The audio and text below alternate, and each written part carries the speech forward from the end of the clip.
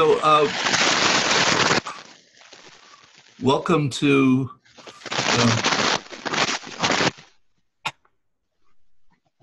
Group Modeling 1, which the sessions to this point have been primarily foundational in terms of attempting to provide a background or a basis in the use of Insight Maker and Kumu for doing relationship models and Insight Maker for doing simulations.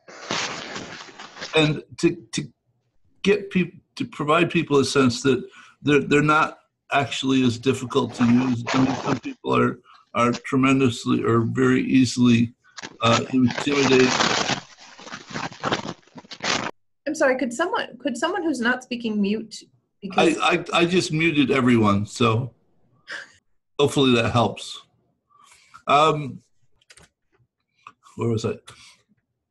And though, so none of that is, I think, is the real exciting part of collectively getting together and developing a deeper understanding of something. So what I wanted to do today was to actually investigate an approach for doing group model developing remotely.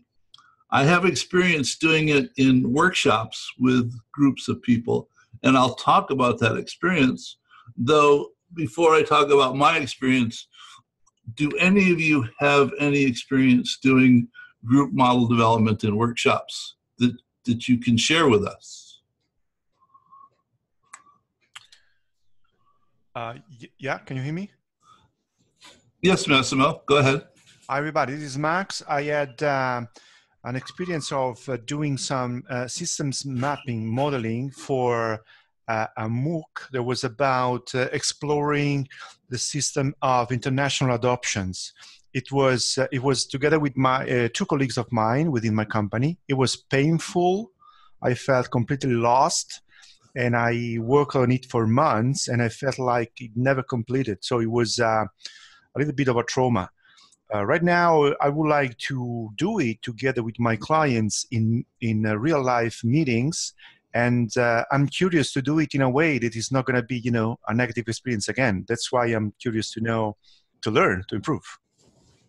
Okay, so when you did it with your two colleagues, were you together or were you remote?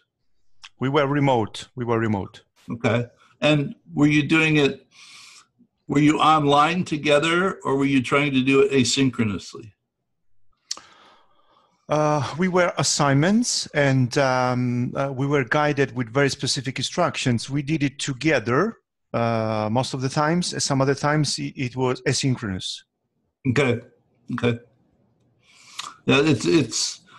I imagine that mode of operation is even more difficult than what I want to try and do today. So yeah. Okay. So thank you, and You're welcome. We should call you Max, right? Yeah, fine. Thank you. Okay, all right. Anyone else have experience they'd like to share? Yeah, actually, Gene, this is Steve. When Max was talking, it hit me that I was using visualization in diagram in modeling for data, kind of data mining for dissertations. And I would bring my students who were having problems drawing, out data from text, doing a text analysis. I brought them on Insight Maker with me. I keep going back to Insight Maker. And it was, after I figured out how to do that, it was really helpful because I got to then, they can have the input and I had the input, and it made things a lot clearer, and then I can download it, and both of us got a copy. Okay. So how rapidly did the students take to doing the mapping? It was most of them pretty quickly. They were, because I built it up to them and I kind of explained it beforehand, and because what was coming out of it was exactly what they wanted, that they couldn't get any other way. So they picked this up really quick. Okay. All right. Thank you. Anyone else?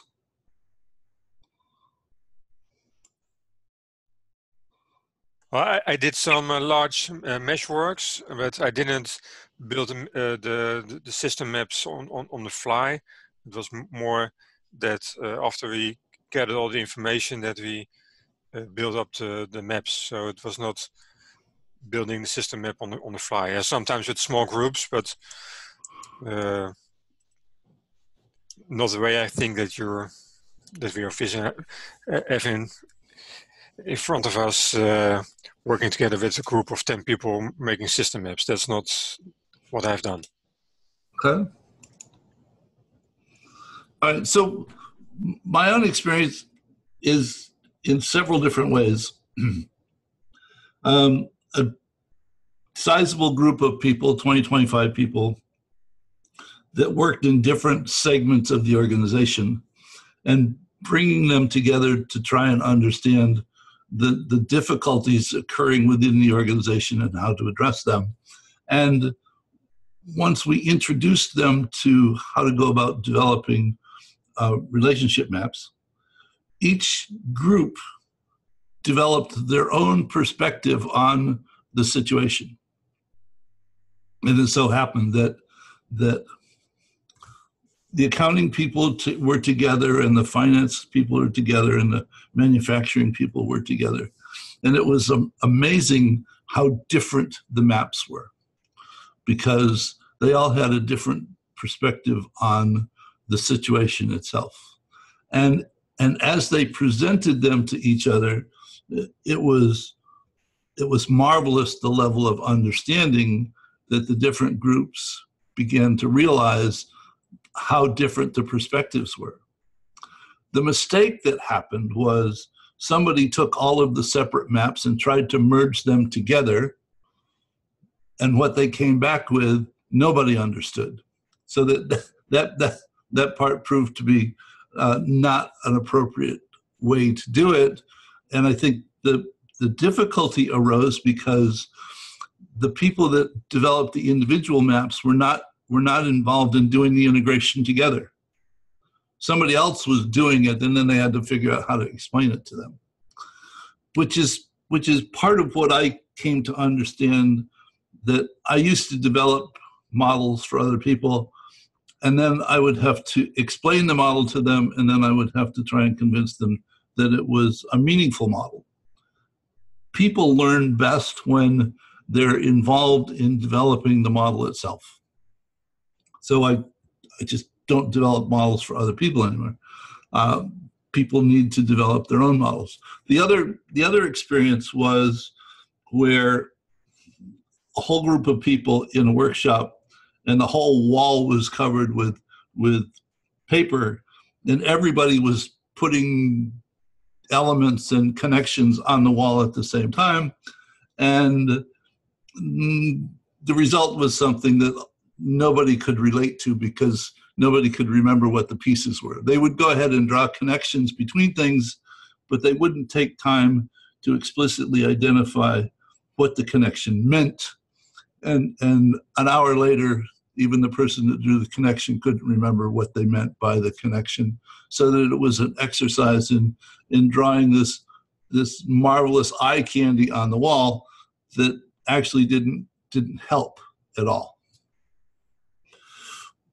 One additional experience, which was a workshop that happened sort of unexpectedly, because I forgot it was supposed to be a workshop, and I apologize if I've already told this story to some of you before, was I was supposed to do a workshop that I forgot was supposed to be a workshop, and what I prepared was absolutely inappropriate for the context. And I realized that over breakfast in the morning, and had to go ahead and put together a workshop while I finished my coffee. And a group of about 35 people who had no experience developing relationship models whatsoever, and starting out and simply asking them to take out a piece of paper and put a dot on the piece of paper and labeling it cat, and a couple inches away from it, making another dot, labeling it mouse, and drawing an arrow from cat to mouse and labeling chases on the arrow. And I then said, if anyone feels faint, you should leave now. And this group was absolutely out of control for 4 hours. And within 4 hours, they were absolutely amazed at what they realized they understood how to do, so that they started developing little relationship models. Each table would pick a topic that was of interest to them, and they would develop a relationship model, and then they would present them to the rest of the groups. So that what they realized was they could develop relationship models quite readily that were meaningful, that helped them better understand situations that they were wrestling with. My own personal perspective is that a model is a simplification of reality intended to promote understanding. And to the extent that it does that, it's a good model. And if to the extent that it doesn't do that, well, you should throw it away and start over again, or figure out how to fix it, or continue to develop it. Okay? So what I would like us to do here at the moment is attempt to develop a relationship model that I have not previously investigated, though I would like to, and I would like to do it collectively with the group, and sort of work out the way that we can work together without annoying each other, so that we're contributing but not boring everybody else to death. Any questions before we start? Anybody want to leave now? All right, so when you get the follow-on message for this session, you will have a link to this element of this environment, events. And here is this particular event. Here are all the previous events that have happened over the last couple of weeks. And for each one of them, if you go there, there's the overview of the session, the chat list. There's a video that you can watch, the video from the session itself, the things that were referenced during that session, and that kind of structure exists for all of the events. This event is down here because it's still in progress, but when you get the message, it'll be over here in this list. So as part of this, I'll start with the Kumu template, the template which I developed because I basically got tired of setting up the same stuff over and over and over again to do relationship models in Kumu. It has a predefinition of the way that I want everything to be styled. And if you look at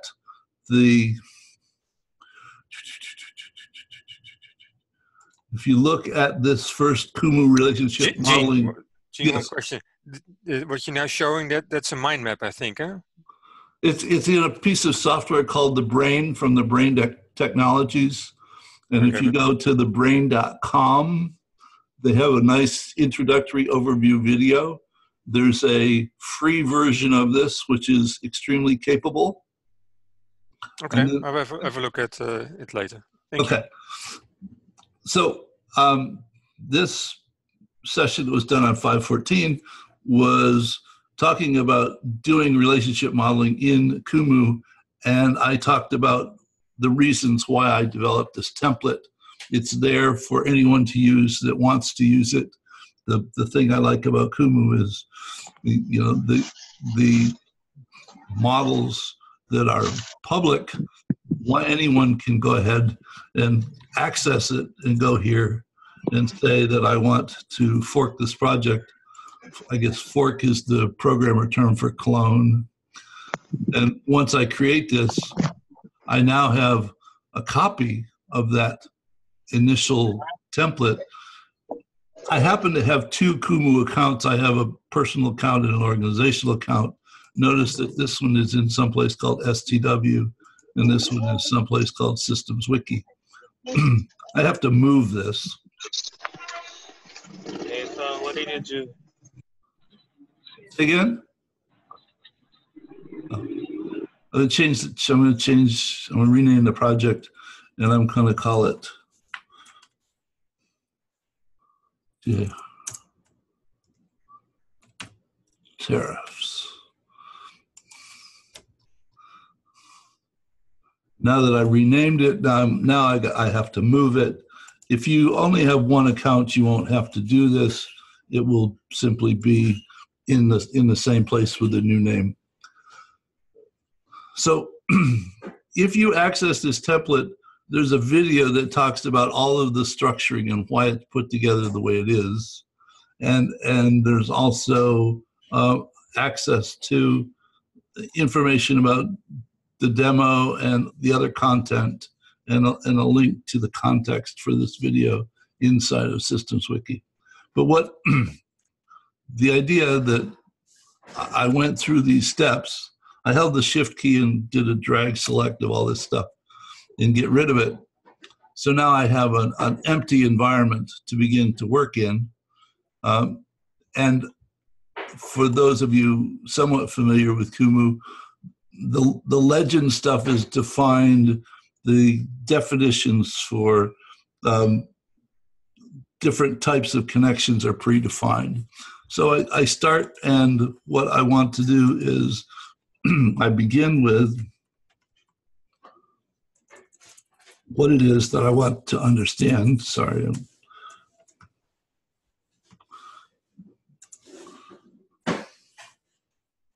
And I have one item, excuse me, hold on a second.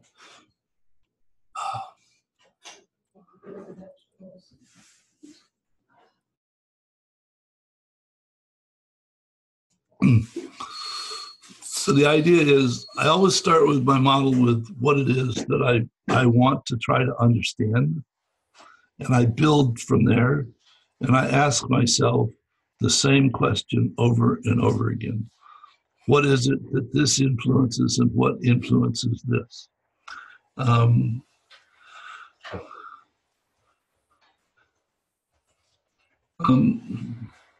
Someone just asked if I was sharing my screen.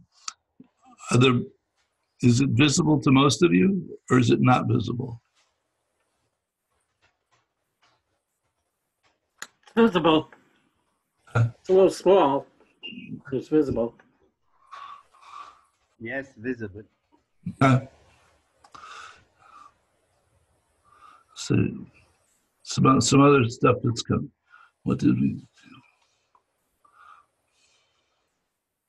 do? Could someone read the chat thread and ping me about things that I really ought to look at? Because if I spend time looking at it, I'm going to bore people to death. Yeah, maybe Gene, you should just explain how to put your screen as a full window, a full screen, your share screen instead of your webcam. To maybe the name is Ticolep. Then is not, they are not able to see the screen, but only you. What I did is to use the top right button to swap the share screen with video. So please, right now, try to swap the image of Gene webcam with the screen and tell us if you can see the screen. Thank you, Max. No problem. My view is different than other people's views, so I have difficulty getting a sense of what they're seeing. The window that I'm sharing is 1600 by 900, so it's not a small window. But the video is taking up part of the window. Yeah, every client has the possibility, every person has the possibility to see either your webcam full screen or your shared screen. So it's a matter of how you configure your computer. Now, in this case, you have to locate the webcam where you see Gene for the others. And if you go with the mouse on top of it, it appears some buttons, and the top rightmost is the swap share screen with video. If you do that, you can see Gene's screen. Okay, if you need help, just chat with me. So you can go ahead, Gene. Thank you very much. So the idea is, as I said, to start with what it is that myself or the group wants to explore, as a topic to get a better understanding of that particular entity. So to do this in a group, I think that it's appropriate for other people to provide their perspectives on the relationships.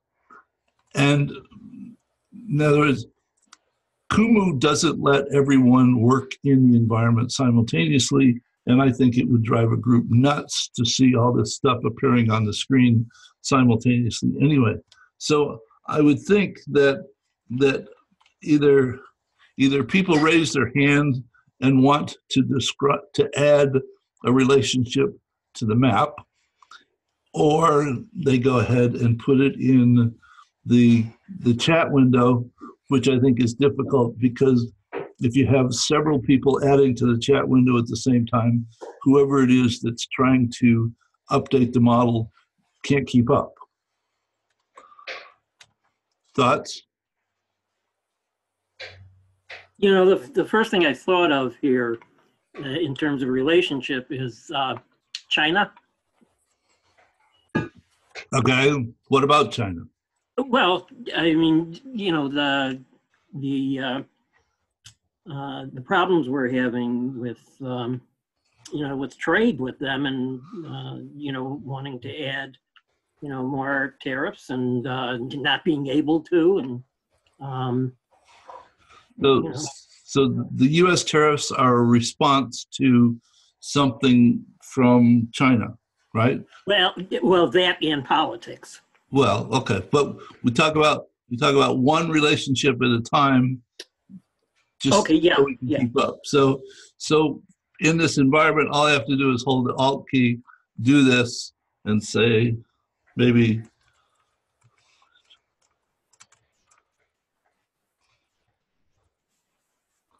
kind of trade practices, and the arrow needs to go in the other direction, which I can reverse, and China trade practices induce or include or tend for us to increase the U.S. tariffs, so it adds to or in the same direction. Is that acceptable? Yeah. Okay. Yep. So with the implementation of U.S. tariffs, what does that influence? What does it cause to happen?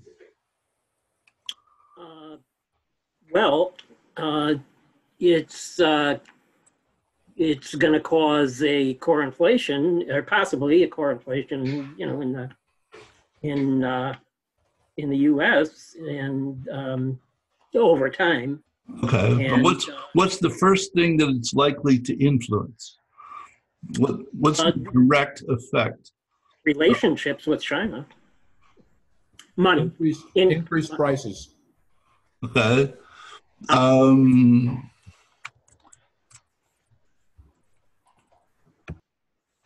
U.S. importer prices? Are you looking for like cost of goods? Well, I think cost of goods sounds like something that's probably included in what the U.S. importer pays for stuff that they import. Oops, sorry. So as the tariffs increase, it causes the U.S. importer prices to increase.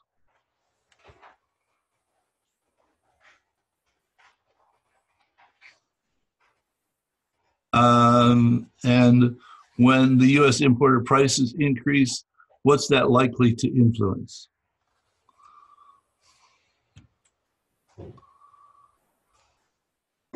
Well, a more direct effect, you know, is retaliation from China, where, you know, raising levies, and, you know, we're at a standstill here.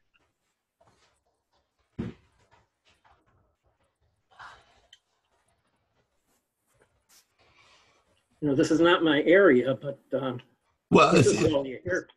It is not my area either, which is why it is something that I would like to better understand. So the thing is,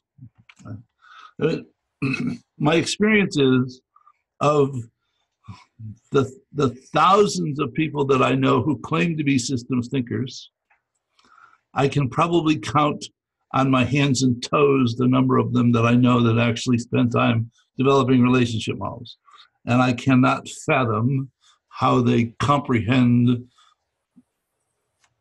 I'm sorry, I don't like to use the S word, the sets of relationship without developing models.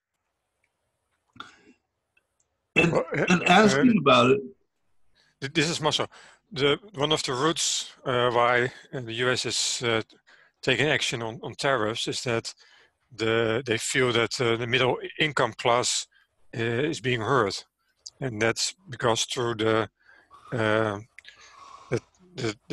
production went to China, and so that's the trigger is the pressure on the middle incomes in the US. That's the starting point for the US tariffs.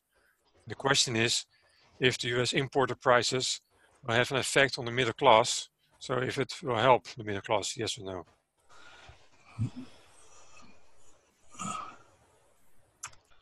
All right. So cause was loss of jobs. Okay.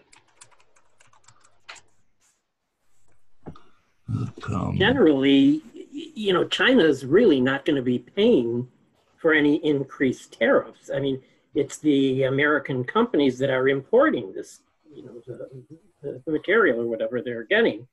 And then that leads to everything that you guys just said. Gene? Okay. So, Marcel, is this close to what you were implying? Yeah, that's the shortcut. But it's the impact of China's trade practices.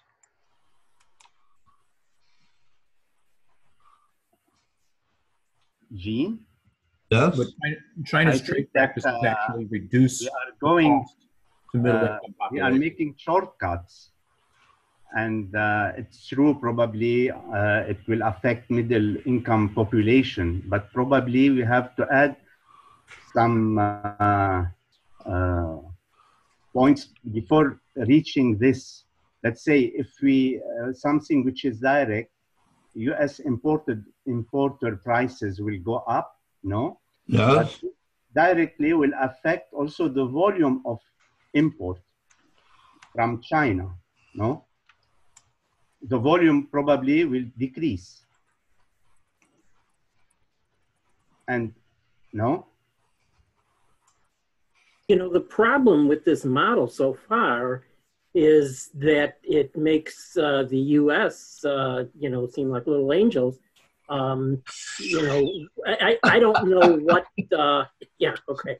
I don't know, you know, exactly the whole history of this, but I don't think you can say just China trade practices. It's U.S. trade practices. Well, okay, so there primary are a multitude of potential influences. Business in one has to sort of work through it piece by piece in an orderly manner and think through it. Otherwise, you end up with something looks like the Afghan strategy model, and it's not helpful. This is, for those of you not familiar with this,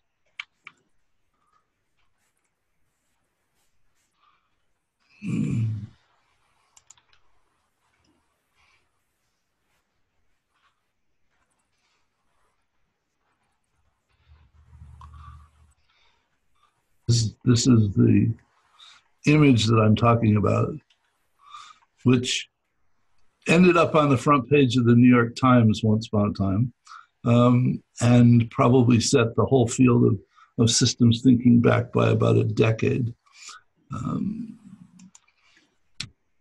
So the idea is that you work through and you define the relationships to the extent that they make sense to you. you're attempting to crystallize and instantiate explicitly what you think, because when we just dialogue back and forth, you can be all over the place and not realize that stuff just doesn't connect. And the wonderful thing about this environment in the organizational accounts is any person with a Kumu account who can see this model, which is public, so anybody can see it, can come to this model. They can click on an item and they can come over here and say comment. And they can actually initiate a discussion thread on that particular item, which provides a basis for, and once that is done, let me go back and do that again. Okay. I'm getting lost in my own stuff here. Once you start this, what does this mean? And you create this, notice it puts an asterisk on that particular item so that people know which items, and you can do this with the entities, with the relationships, with the loop definitions. So any item that appears in the relationship model, people can comment and talk about evolving the thoughts to better understand the set of relationships.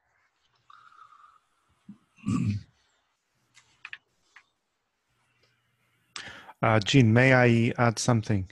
Yes, Max. My experience is that the way that you start to draw and interact with your, with the team is a way of investigating the topic. Usually, people that are less acquainted with the visual, with drawing visually ideas and concepts, they tend to start from reading or doing, background research. So sometimes it could help to just, set your target to a theme, a topic, and research it, and then try to extract the key issues or key topics and then draw relationships. In this case, I was able sometimes, to be followed along better by people that were less visual. And another point is that if you say clearly that you are investigating, it's a good context, a good opportunity to identify things that you need to know more, to research more. For instance, in this case, I know basically nothing about it. I should go and search all about it. And so it should be made clear that it's something that is dynamic, it's alive. You keep on, refining and changing. And sometimes the people in the team, they get to be, stuck, frozen. They have fear to touch things. They don't want to participate. Yeah. This is what happens. So from the standpoint of facilitating and having a sweeter approach, I was thinking about doing maybe first a traditional old school background research about the topic, maybe with post-its or maybe, with synthesis or summaries, and then try to extract the key concepts to be put on the wall, and then you draw relationship. This could be, a softer way to approach it. Anyone have thoughts or comments on Max's addition? Yeah, hi, Yoel from Jerusalem. My experience has been, I'm going with Max, and I always play the 5 whys. In other words, and that's what I posted there on the chat. In other words, when I dealt with a team, when we made our first scratch attempt at a systems plan, every time anybody had a suggestion of what should be there, the first question we would ask would be why. So U.S. tariffs, why are there tariffs? Okay, so we identify that, why is that true? And we continue asking, and in this fashion, we usually at a whiteboard manage to identify a good number of initial concepts and their implicit relationships. And then from that point on, we start moving forward on actually working on the map. Okay. So I think you can, I envision that you can do that in this environment, as opposed to actually having to connect every item by a relationship. You can identify concepts and put them on the map and not understand how they connect at the moment. Gene, one thing that I always do is I first start a brainstorm, because now you're already in the thinking modus. So the first thing I do is, what are the elements that pops up your mind, and then just with yellow pieces of paper, post-it stickers, post it on the wall. And after you have to brainstorm, then try to connect the things that you came up with. Because otherwise you go into much depth into thinking about what's coming up, and then you miss the broader picture. Okay, so I would envision that a group that was going to investigate the relationships associated with some topic would not walk into it cold the way that I brought you into this one. That the topic would be identified ahead of time, and people would do some amount of research on their own to develop some level of understanding, and then they would come together and attempt to consolidate their understanding to develop a relationship model that had an amount of consistency agreed upon by the group of individuals. So I'm not disagreeing with any of the aspects that were just presented. I think that you can facilitate them in this context if you define that's the way that we're going to go about this, so that you can go ahead and brainstorm and put a number of concepts on the screen and not know how you're going to connect them, but different people have said, I think this is a relevant piece. And then as the session continues, and it might happen in multiple sessions, and it also might happen that participants in the development of the set of relationships are in fact adept enough so that multiple people are given access to modify the same map. And the nice thing that they've added recently is it now keeps track of who made which changes to the map, so that you can go back and view the history of the changes if something got messed up.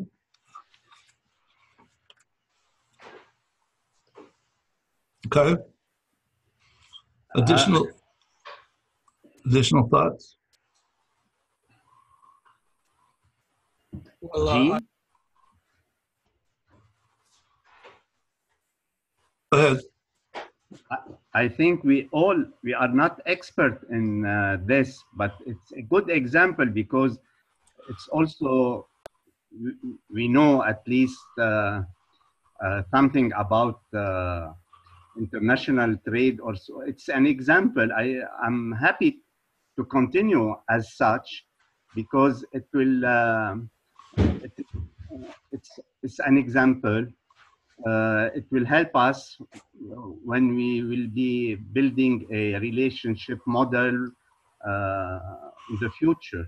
So I think we should, for me, we should continue like we have started to put the idea to start to try to put them in the right place. Probably we will have to change their places and their relationship when we go on. And let's continue.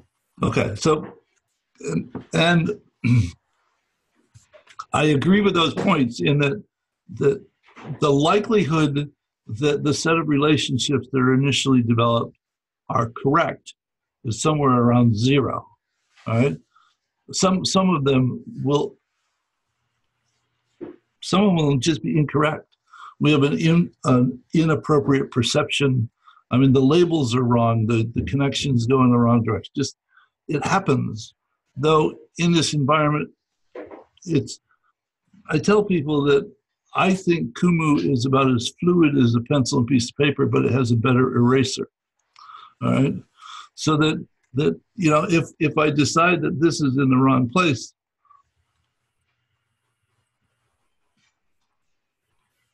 I can go ahead and collect. Okay. Oh, hold on. I think I messed things up here. Oh, come on. I think I locked everything down.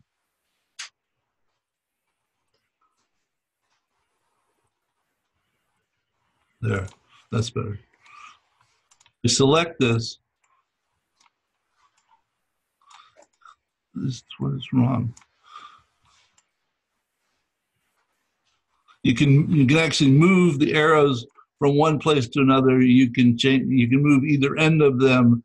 You can go ahead and delete the arrows. You can change the text, and it also provides the option to be able to extensively document every entity that's part of the map. So whether it's an element or a connection, you can go ahead and write an extended description of what the understanding is of that relationship, which is one thing that I see missing a lot is, okay, US tariffs influence China tariffs. Well, in what way? I mean, you can write a description of what this relationship is intended to imply. Okay? So if US importer prices, well, okay, we can continue at any point that you would like. I would think that if US importer prices increase, that it has a tendency to increase, oh, sorry. There's an option in Kumu to either have everything floated or pinned, and I changed it from pinned to floating, which means everything rearranges itself as it thinks it ought to based upon the things that get added. So what I was going to say is that if the US importer prices increase, then US customer prices increase. Gene, you know, I don't think this US tariffs is really accurate. Wouldn't it be more accurate to say US tariff policy? Because it's not our tariffs. I mean, it may be part of it, but that's not what we're talking about here. Well, there's a policy and there's a tariff. Okay, the policy establishes what the tariff is. The policy says that there's a 25% tariff. The 25% tariff is what actually increases the importer prices. The policy doesn't directly increase the prices. It's the tariff that increases. I see them as different. The policy is one thing, and the actual implementation of the tariff, which is something that has to be paid. Right, but it's right now we're talking about what the U.S. is telling China they have to pay, not what we have to pay. Except it has effect, or it can affect the import, you know, of which you have here. Okay, so who actually pays the tariff? Generally the companies that order the material pay it for China. Pay it for China? Yeah. I don't understand the for China part.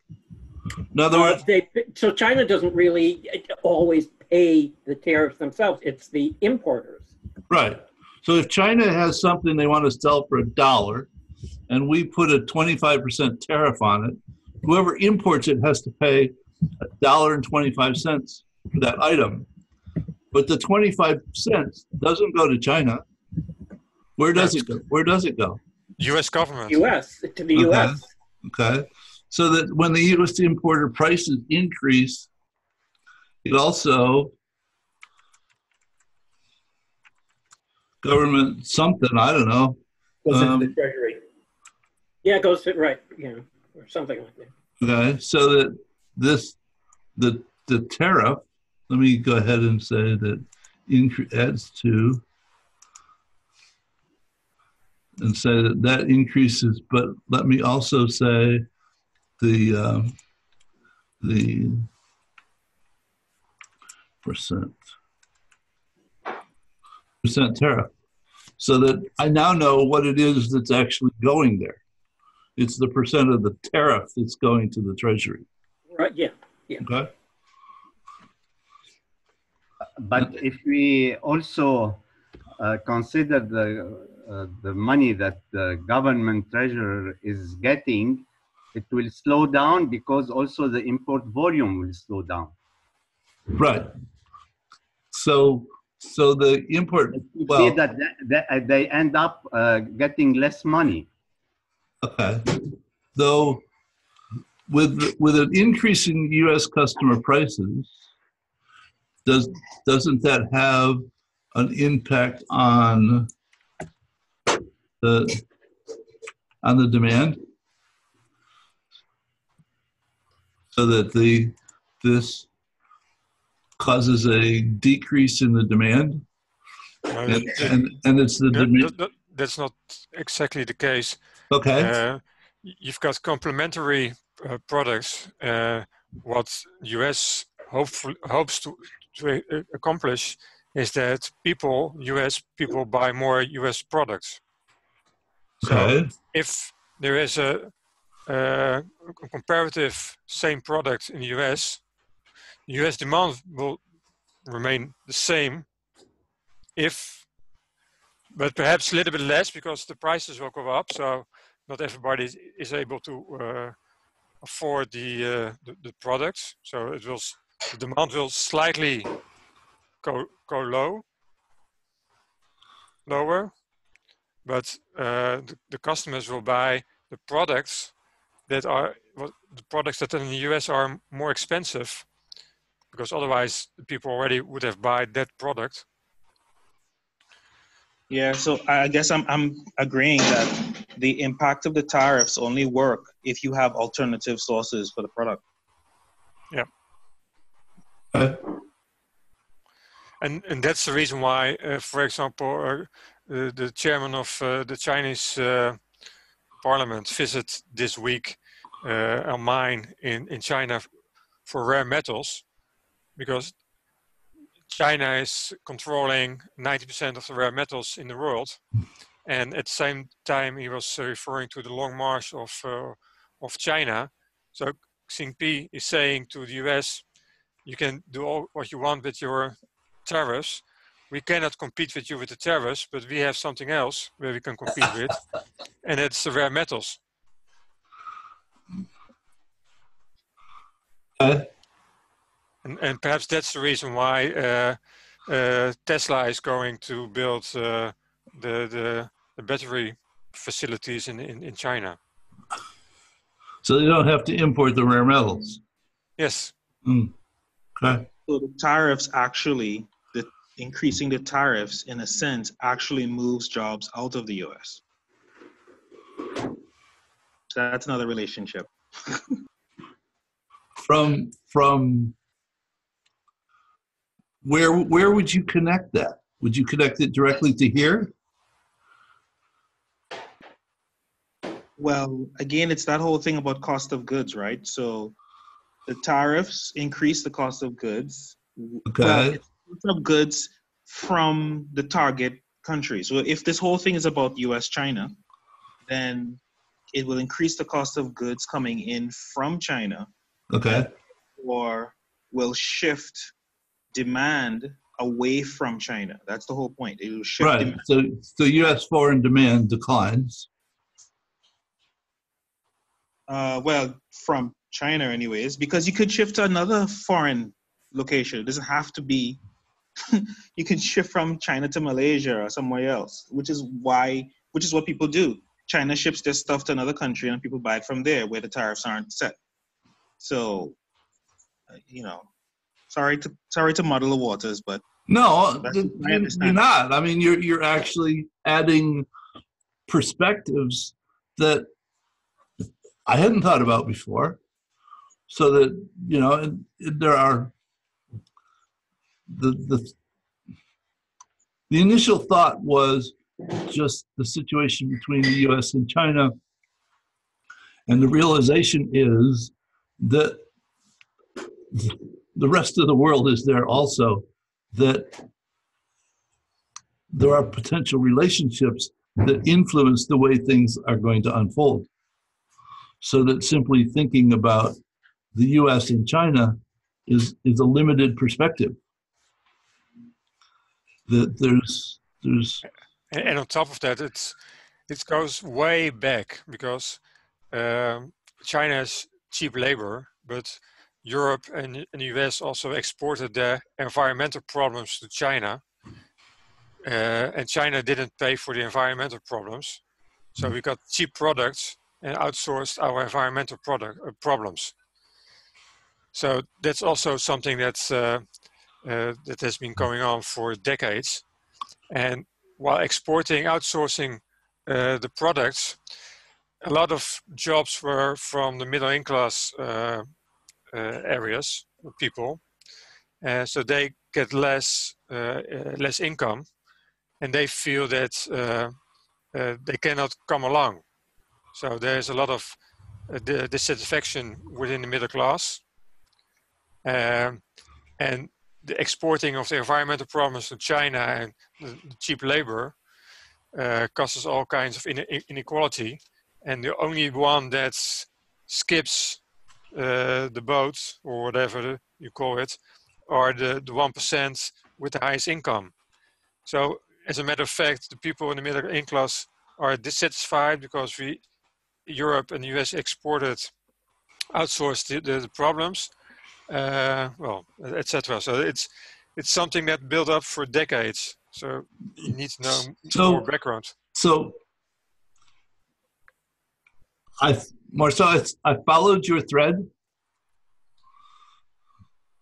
What is the likelihood that I will still have that thread 10 minutes from now? Okay. You need to add, I think, the dissatisfaction of the middle class people. That's the real key. Well, I mean, I'm not arguing with your perspective. What I'm saying is that if we don't capture the perspective in a way that it folds into the relationship, it gets lost in other things.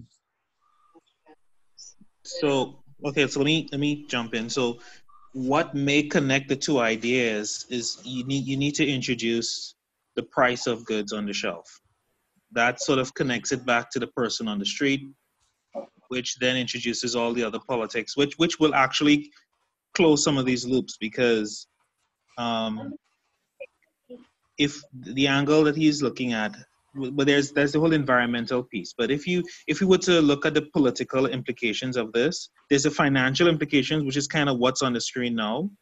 But then the political implications of it will kind of close the loop, because if the people can't perceive that the products they need for regular life are now too expensive, then eventually at some point that's going to put pressure back on the policymakers to then reduce the tariffs, irrespective of all the other drama, right? I think there's a loop there. Okay, so how do we fold that loop into the map? Where is it? Because Where is U.S. that? customer prices are here. Okay, that's what that is. All right. So the U.S. customer prices, as that increases, that impacts. What do you say, guys? Cost of living, which then increases the cost of living, which then. It's in the bottom of the screen, the middle income population. Oh, okay. It's already there. Increase the cost of living. Oh, there it is.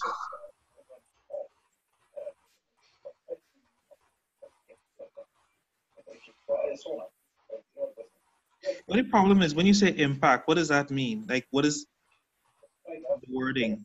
How does that? Well, can we change the wording to suggest the direction? What do we say? What would you like it to say? I don't know. I think the middle income, just name it middle income. So you mean increase? No, but that doesn't increase their income. No. It will decrease. It will decrease the net income. The rising of the prices will decrease the net income. It's not really their income that you mean their cost of living. If you wanna, yeah. Well, in other words, what you're saying is what they have left. Is that what you're getting at? Yes. Right. What's the technical term? Who's the financial person on the group? The net spending power? Net what? What's the word? Net spending power is, I think, correct. Okay, what do you want to call it? We'll call it net spending power.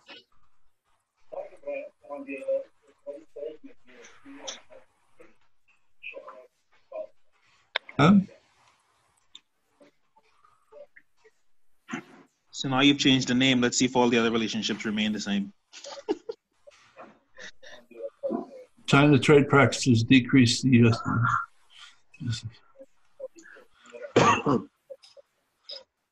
I don't see this increasing U.S. tariffs. The U.S. customer prices decreases the U.S. net spending power, so the relationships needs to be reversed or subtract, yes. Then less U.S. net spending power leads to dissatisfaction of the population. Yeah. And that has caused the but you also need somewhere in place the jobs. Yeah, that's a. Is there a way to state that positively? The population.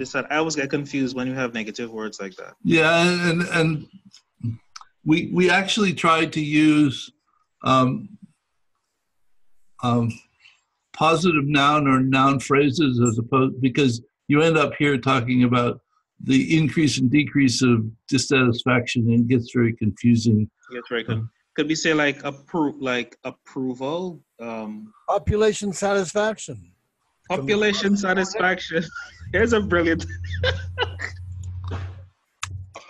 It's a brilliant thing. Of course. So as the U.S. net spending power increases, population satisfaction increases. That is true.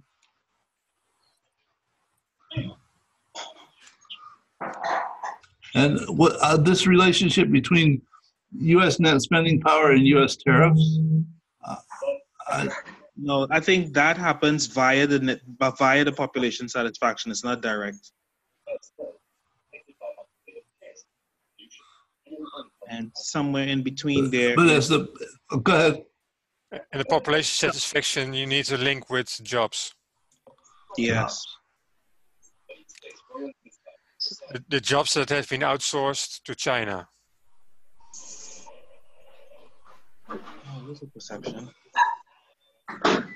Well, again, we're going back to my original point, and that is why. So one of the main problems here is that China's cost of living is lower, so the cost of labor to manufacture the same product that is being manufactured in the States is less. As a result, the same product, when manufactured in China, now costs less on the market. So the jobs are both the Chinese jobs in terms of the cost of labor, and the net result in America is a loss of jobs, which a loss of earning power and a loss of ability to buy Chinese products. Yeah, and that's partly due to, sorry? I think we should really explore that idea on the map, because I would really like to see how the lines work out. Because I think while it feels that way, I am suspicious that there is more to it than is usually talked about. Like if you were to try and demonstrate that on the map, I'm not sure how it would look. I guess that's my idea. I don't even know how it's going to look. Well, so all right. We have jobs outsourced to China.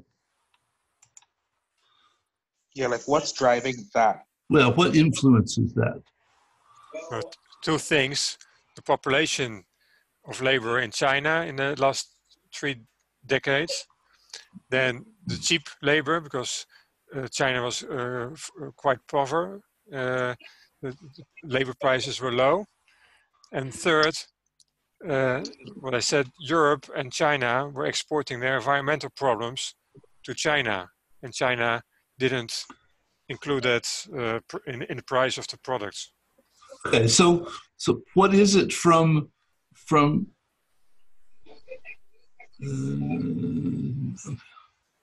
right. So part of the reason is low labor costs.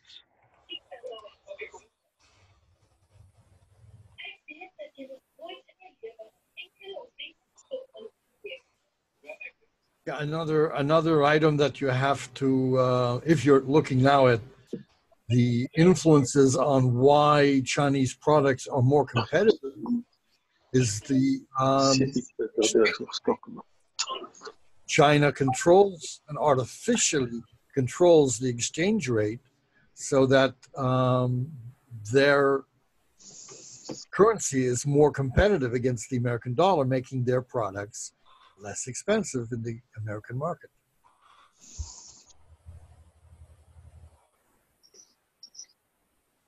Okay. What else would you like me to connect to jobs outsourced to China? If the labor costs go up, the jobs outsourced to China decreases. Oh, if China if China implements the environmental cost in the cost of the products, then the prices in China for producing will go up. So you've got the price of goods produced in China is labor cost, and it's also about the environmental cost and the trade, the currency.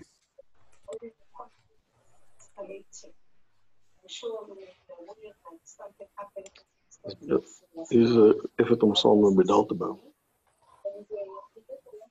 Dat is een kummer. I'm sorry, say again?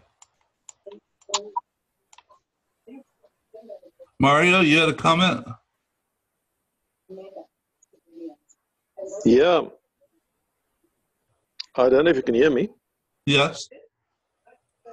I just think that there must be the element of, as we said, the political dimension to include that, to say, look, it's all about mainly politicians listen to citizens when they protest, and therefore the link between the satisfaction or the increase in the consumer spend, the cost of living, I would kind of call it the cost of living, but I'm happy with the definition that you guys have given. That would put increased pressure on the politicians to actually negotiate seriously rather than increasing the posturing.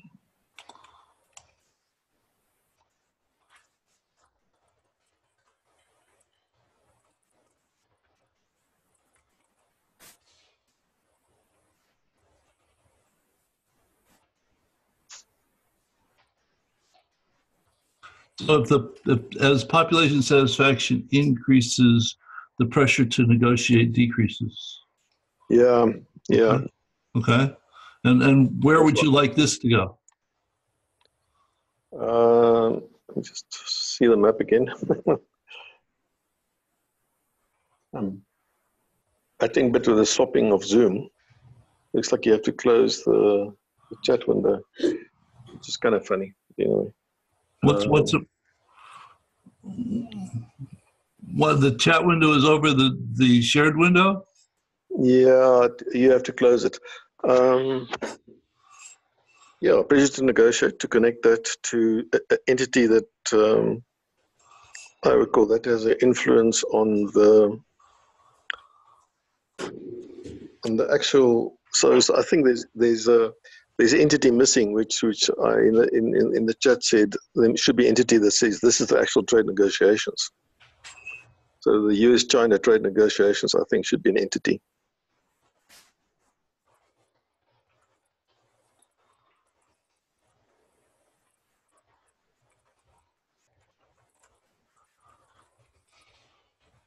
Okay. Yeah. And where? And so the pressure to negotiate would be linked to that.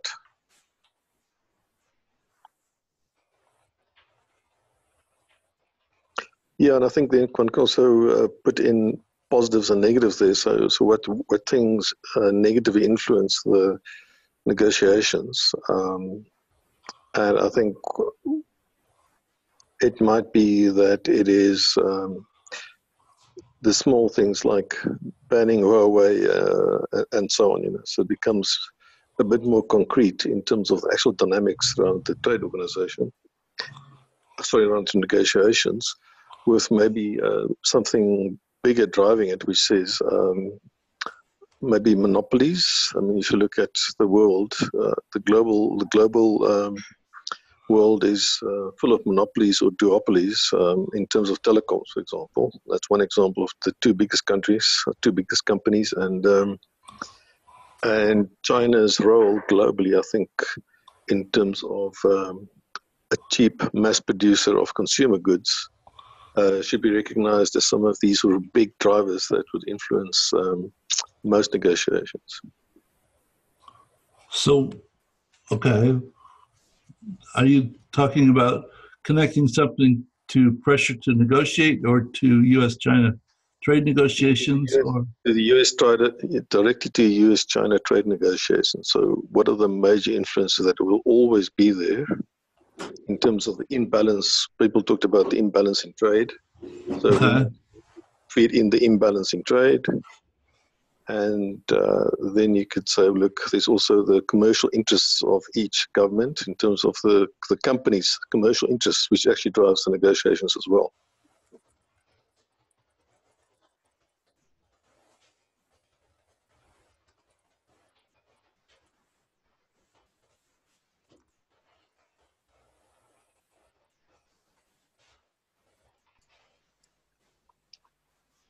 Yeah, I think it's the other way around, the link. The commercial interests influence the negotiation. Yeah. And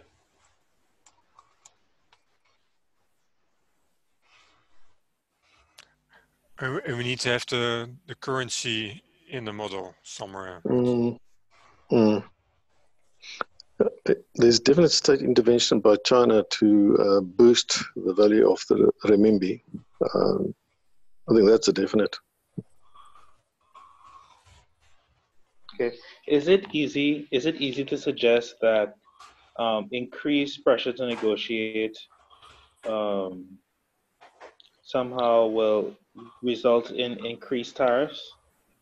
Well, decrease tariffs actually. Well, yes. So I'm assuming that the whole point of the negotiation, Yes. we're assuming towards increasing tariffs, right? That's kind of what we're assuming. So if I were to move that blue line from population satisfaction to tariffs and move it to U.S. trade negotiations, that's kind of a strange one there. Yeah. No, the other way around. That's already there in terms of the previous negotiation. From the trade negotiations to the tariffs. Yeah. Okay. Yeah. So increased negotiations results in increased tariffs. Yeah, I think I don't really like the way that's worded, but I think we kind of know what we mean by that. So you want to go here to U.S. tariffs? Yeah, correct. Yeah. This way. Yes. Okay. I think it's part of a game being played in I raise tariffs, you raise tariffs, and so there's maybe some kind of a reinforcing loop that might be interesting to put in. So if the response from both parties is to raise tariffs, then that could become a feedback loop that can go spiral out of control. Until it gets untenable for the companies and for the citizens and so on. Is that what you meant? Yes. Mm.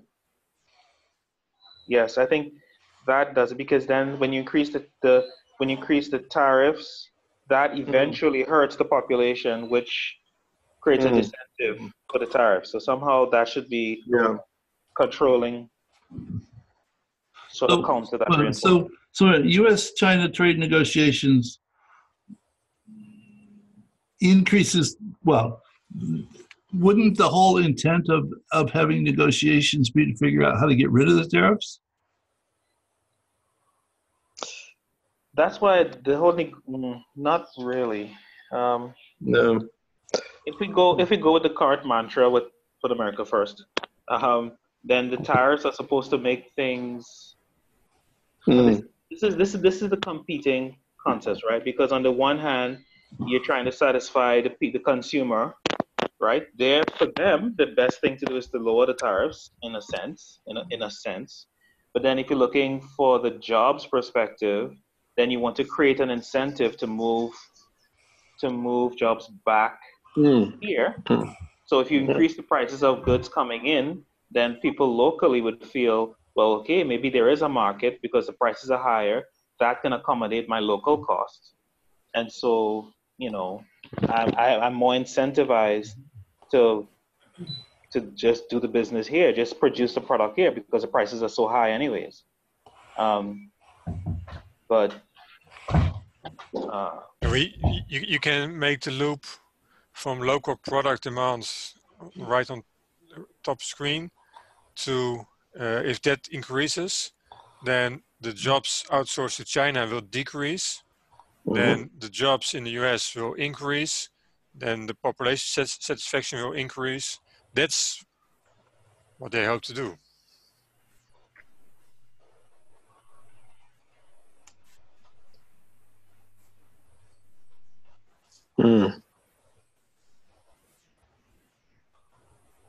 Marcel, what else were you connecting? So the jobs outsourced to China decreased, but the jobs in the US increase.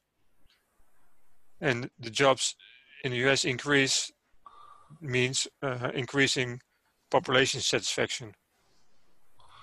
So we need the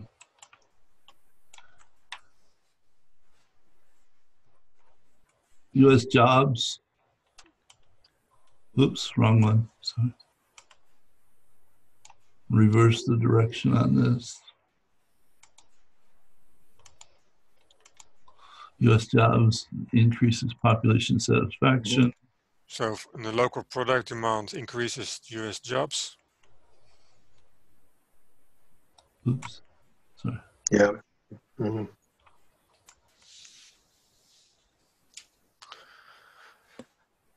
But the question now is, which loop is stronger?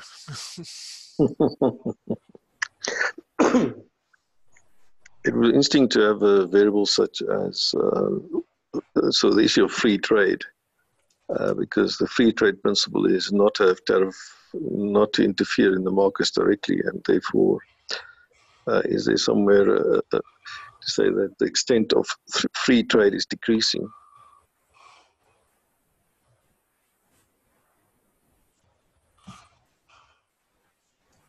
So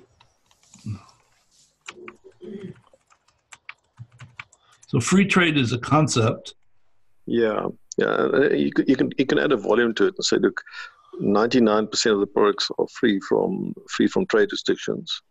So it could be a quantified entity. So the free trade volume? Imports, yeah, I can say the volume of imports and exports, or the percentage of the combined percentage of imports and exports that are free from trade restrictions. Yeah, the free trade volume. Yeah, that's both imports and exports. Yeah. So, though, where do I connect this, though? I mean, I think that impacts the cost of goods. Cost of goods. The importer prices? Yeah, importer prices definitely.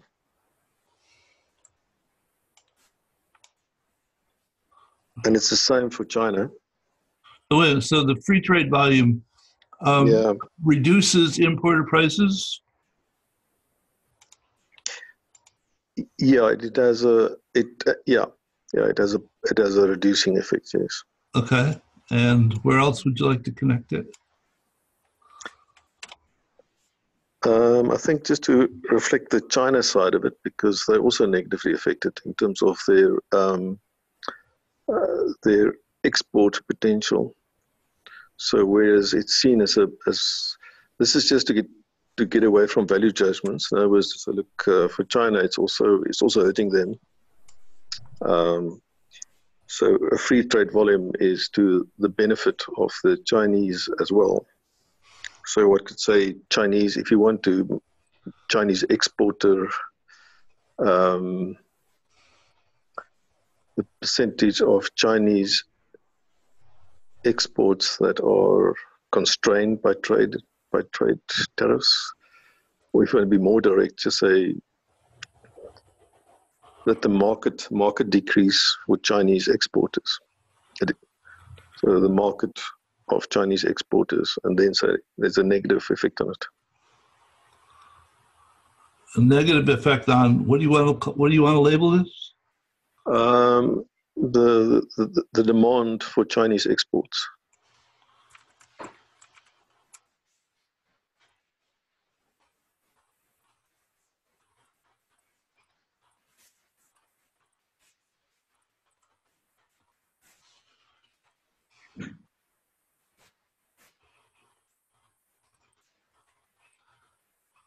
And the free trade volume has a negative impact on that? Yes, if we stick with the one side of it and say, like, we're just looking at the import-export side of it, it's because on the one hand, what America's doing is saying, well, we'll take your market away. And then China says, well, okay, so we won't provide products to you, so therefore the US import costs will go up for rare earth metals. So that's part of the game that's being played. So we'll make your imports more expensive by shutting down our exports. Or you could add the file. Well, okay, so maybe we should record that as sort of the official story, but that's actually not what happens in many cases. Yeah. Like as I mentioned before, all they do is route their products through other low tariff territories. That's right. So in the end, yeah.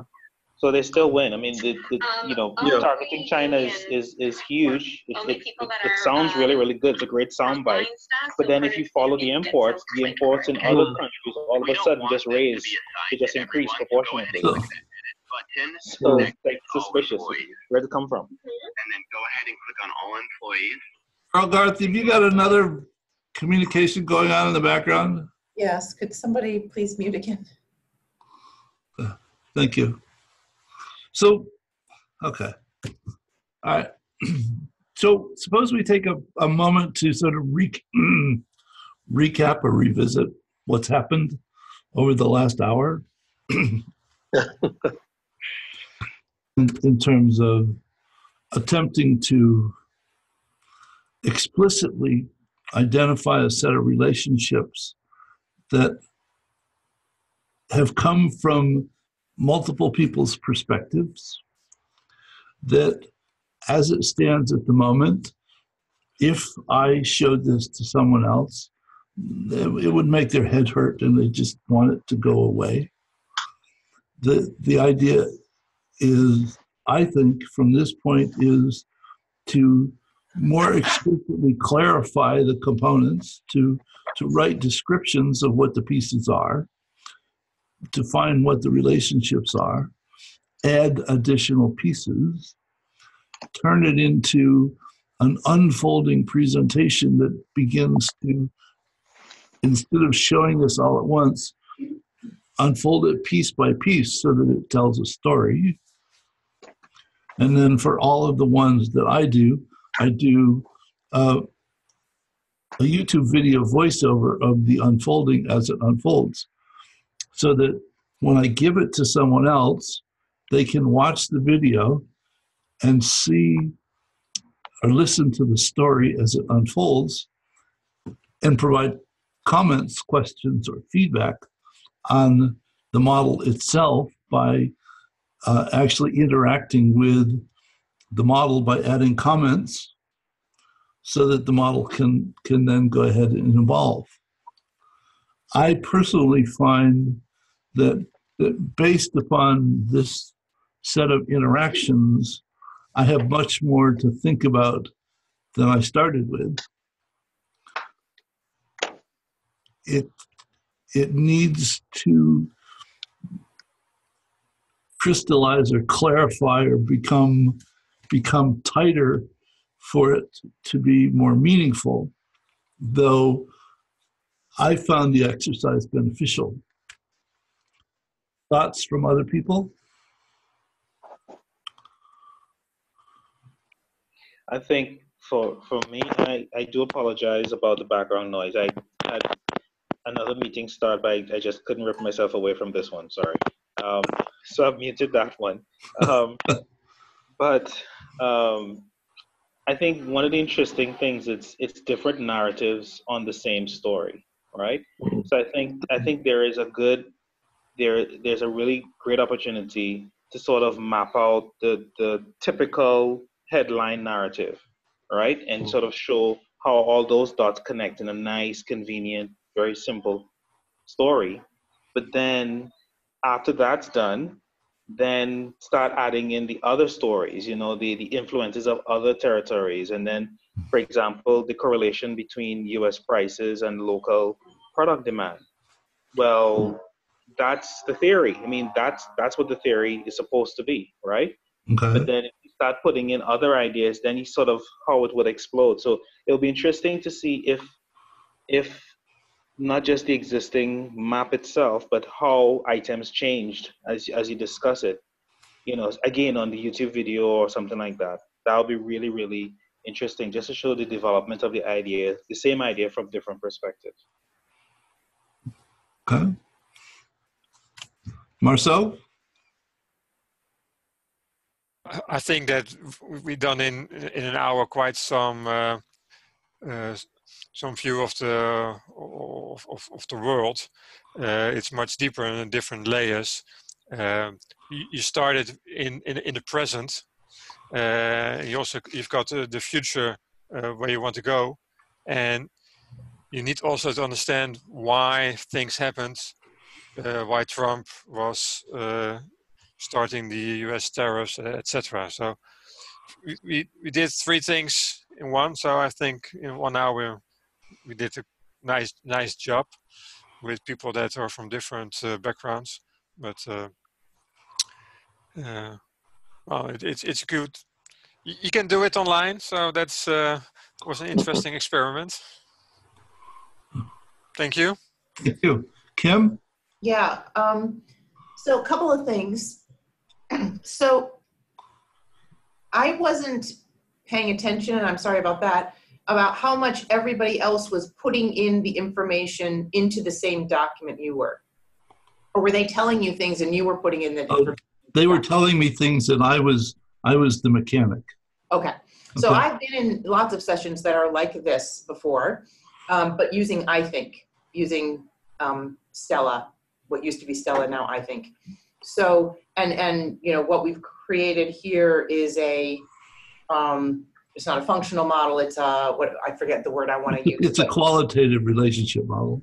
Yeah, there's another diagram. There's another term you can, yeah, that has to do with sort of, yeah, it gives you some thoughts, things to think about, but obviously we would have all kinds of work behind it to actually create something that functioned like you can have a functioning model in, I think, or here. I don't think Kumu does that though. I think Kumu does it do the quantitative parts? No, just the qualitative part.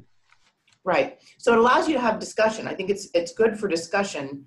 And what I really liked was your template, how you've set up your template to be something easy to look at. It might be, and I'm guessing you probably can do this, might be nice to be able to color code the China versus the US related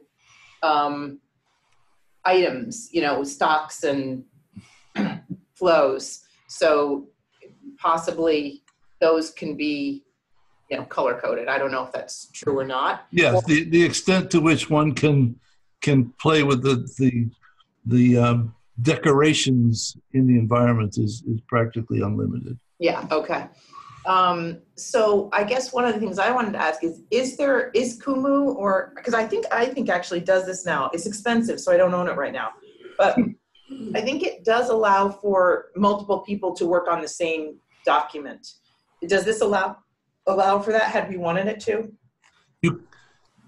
You can have multiple people work on the same document at the same time, but it doesn't update instantaneously. You have to refresh it to see the changes that other people have made.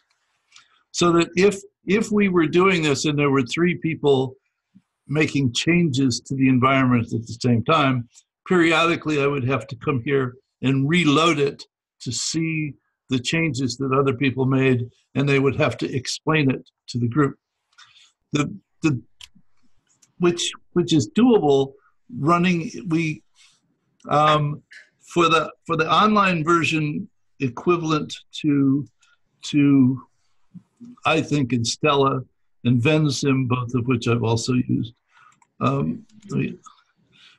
There's a product called Insight Maker, which does qualitative and quantitative simulations, which is free and online and is comparable to VenSim and Insight Maker, although they don't like me to say that. So if you want to take a look at Insight Maker, just go to insightmaker.com. Scott and I spent 5 years developing it, and it's pretty functional. So I'm sorry, I got you off target, Kim. Keep going. No, that actually is, that's on target. Because what I am trying to figure out is, I've been debating whether I want to invest again in iThink, because I find it so useful for evaluation work, participatory evaluation work that we do when you're trying to develop your theory of change. And I think it's underutilized, this thinking and methodology in doing that for certain kinds of groups that would, like to think visually, like to work in a participatory manner. We've used it a lot to deal with what could be contentious issues. And when it's mapped out like this, and you're participating in placing the information on there and defining it, the defining is the key piece. When you define it, you actually find a lot more agreement and a lot more buy-in, therefore, in the resulting system that you're looking at, and hence either working on, like implementing, or evaluating. So, okay. Yeah. Okay. So if you, Kim, if you go to insightmaker.com, no www, just insightmaker.com, and scroll to the bottom of the page. There is an overview video that will sort of give you the highlights of what Insight Maker is and what it's capable of. And it's completely free. Yep. There's Okay. nothing you can pay for. Thank you. Okay. Bachara, comments? Well, we have to unmute you.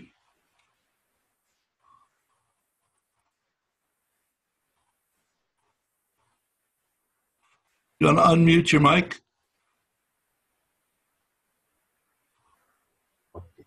That's it. That's it. Okay. From the start, I was trying to prove that what I have learned in system thinking, that playing with the numbers doesn't pay much, like playing with the tariffs. So I was trying to find out how to prove that playing with US tariff won't be the best thing to do, you know? And unfortunately, it didn't came up to the whole picture. So I will try to investigate more during this week, because it's really amazing what we have done so far. Well, this is not the whole picture by any means. Yes, okay? sure. It's a little fragment. Yes, for sure. So it's a fragment developed from a number of different perspectives. Yes. And the video will be attached to this model so that someone can see what we talked about and how we got to this point. Okay. Mario? Nice talking to you, Gene. I mean, we've been in sort of email communication for quite a while. I came in a little bit late in the process, so that was interesting I could quickly pick up what had been done. So that was fun. I think there's also, I mean, a system is always built from a certain perspective, and I was wondering how to kind of make it explicit. What I introduced was the sort of the political perspective on a system, to say there's interplay between political interests and commercial interests, and so an economics view has to include the politics. And that to me is always an interesting thing, how to get that in there to really understand. And then there's, at a certain level, the economics play, there's resistance from the economic side, and that pushes the politicians to be more reasonable, as it were. Politicians more reasonable. Yeah, well, I think, or they're bludgeoned into listening. So I think that was just what I would have liked was at the top is kind of it's a tug of war, and you say, look, here we've got political interests, here we've got economic interests, and so we've got this tug of war between these two interests, and we could place ourselves on the spectrum, as it were, and say, look, on this particular map we are mainly focusing on economics, and we'll introduce some politics. Or another view would be that it's all political and there's a little bit of economics, so it's kind of to exercise. But it might be interesting to indicate and sort of give a relative feel for what the combination of perspectives of a particular map is. So to provide a sense of the way that this might evolve at some point, here's a map that was done for the Hawaii quality of life, and it looks extremely busy, though if you focus in on it, you'll notice that this particular element says R7, and if you go to the description, that's actually a whole loop on another map. Okay, right. So that there are multiple. An extreme amount of detail was abstracted to provide something a little less involved And within this particular project, there are a whole bunch of maps, and they're meant to simply,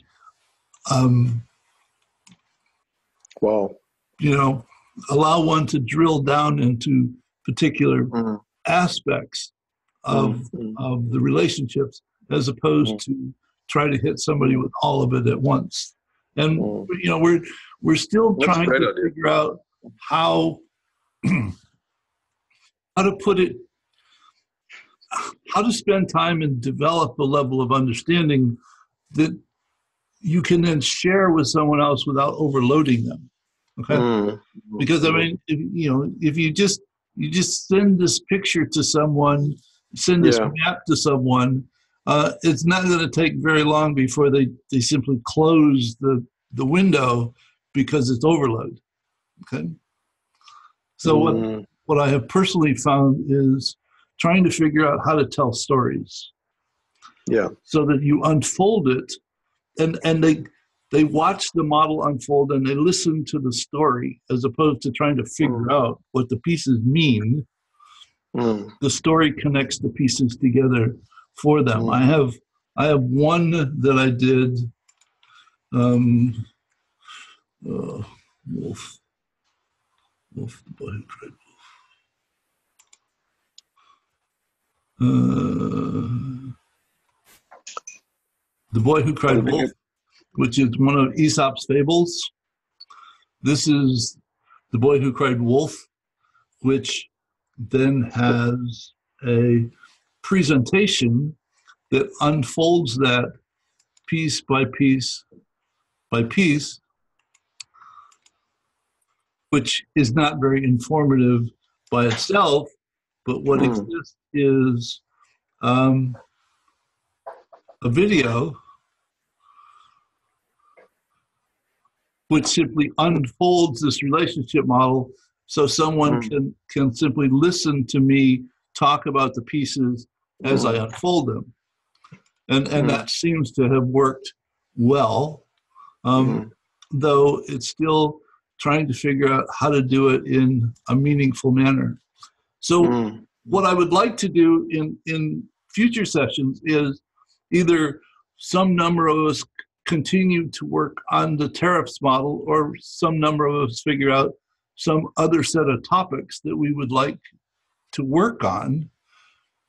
I just think there's a lot of value in collectively developing deeper understanding of relationships, which are tough to get from reading articles. Gene, one thing that I would appreciate is, at the moment I'm working on what we call the post-school education system. And it's on the IT side, but it's quite a complex system to depict. And I've got a Kumu map of it, but I need to depict the dynamics, because we have got too many academic schools and not enough technical schools. So if you compare ourselves to Germany, we are doing very badly. So you end up with people with low skills emerging from the secondary school system, and there's no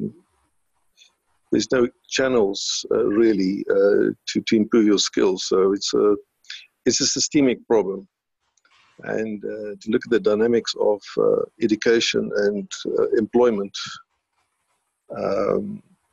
is quite it's essential for us. Okay. So when I convert the video and send this out, I will ask for people to provide some feedback, and from all of the feedback, I'll figure something out and send out an update as to what we might do. The session next Tuesday is on archetypes, and then after that, it's group model development. So I appreciate those of you who have hung in there to the end. Well, thank you very much, and thank you for hosting and moderating. So yes, thank you. I have to go now, but thank you so much. Okay, talk to you soon. Bye, all. Bye-bye.